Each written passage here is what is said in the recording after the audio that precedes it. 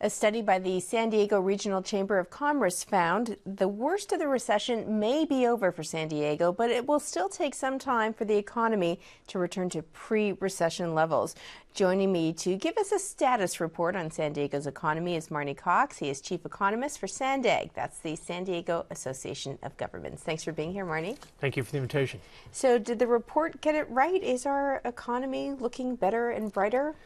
Well, I think that it's headed in the right direction, but I wouldn't go so far as to say we're on the road to recovery. A good way to define that might be what level of growth, what rate of growth we need to achieve before we're sure that the economy will achieve a pre-recession level within a specific period of time. That's about, at the national level, a 3% rate of growth consistently year after year. Locally, it's about a 4 to 5% rate of growth. But we're running at the national level 1 to 2% and locally sub 3. So we're not on the road to recovery quite yet, and we can't be sure at the rates we are achieving that they'll return to the pre-recession levels or anytime soon.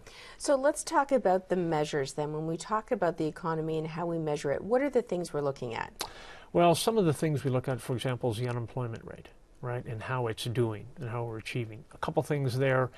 The Chamber's report made mention of the fact that the unemployment rate recently declined significantly. Well, it's an unemployment rate that's not seasonally adjusted. And every year around this time, the visitor industry hires a lot of people, and so the unemployment rate looks like it's taken a nosedive and things are all good. But if you go back, this happens every year at this time. So you have to be careful that major movements in the unemployment rate aren't a function of something that occurs every year. Another example for the unemployment rate might be the length of time that San Diego's unemployment rate has been below the nation. Well, San Diego, I think, benefits, as well as Orange County, from a unique condition. A lot of the people that were employed in San Diego and lost their jobs were actually living in Riverside or in Mexico. So they become unemployed and go home, which is where they're counted as unemployed as opposed to here in San Diego. And so both Orange County and San Diego's unemployment rate has been below the national level for those two reasons. I also noticed in the report where we saw job growth and where we saw job loss. And Yes. I was a little surprised to see that it said state and local jobs were increased, whereas federal jobs decreased in the public sector. Really an increase in state and local jobs? Yeah, the state and local jobs, a lot of those are teachers.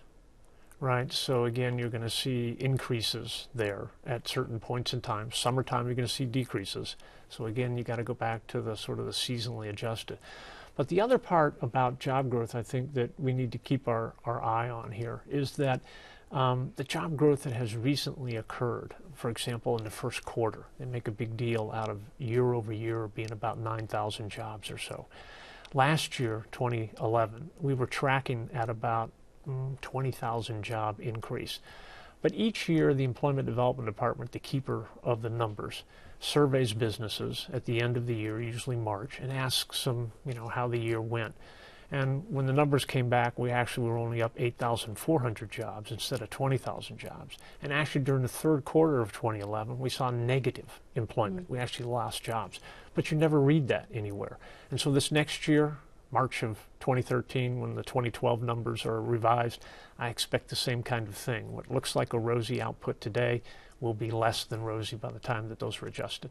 We haven't got a lot of time, but I just want to touch on the housing market. I think for a lot of people, we tend to measure our own personal wealth relative to how our house price, what our house price is. So what does the housing market look like right now? Well, the housing market, I think, is stabilized. I'm still expecting somewhere around 0 to 3 to 5% declines, somewhere in there for home prices overall for this year. But the most recent indicators show that home prices are beginning to tick up a little bit above last year's levels. So I may be wrong, but the growth rate in home prices will probably be relatively small, 1-2%, somewhere in there. The important thing is that we haven't made any headway at all on the equity component. A lot of people still underwater. A lot of people don't have nearly the equity they did when they originally started before the recession started. That has a tendency to weigh on people's expenditure patterns. How comfortable are they that they'll be able to have a cushion to fall back on in terms of home equity? I think that's the other issue that keeps consumption expenditures low, is the people's fear of not having sufficient equity in their home. Marney Cox, thanks for being here, and I want to send people to kpbs.org. We have links to this report and a much longer conversation with you from midday earlier today. Thank you. Thank you.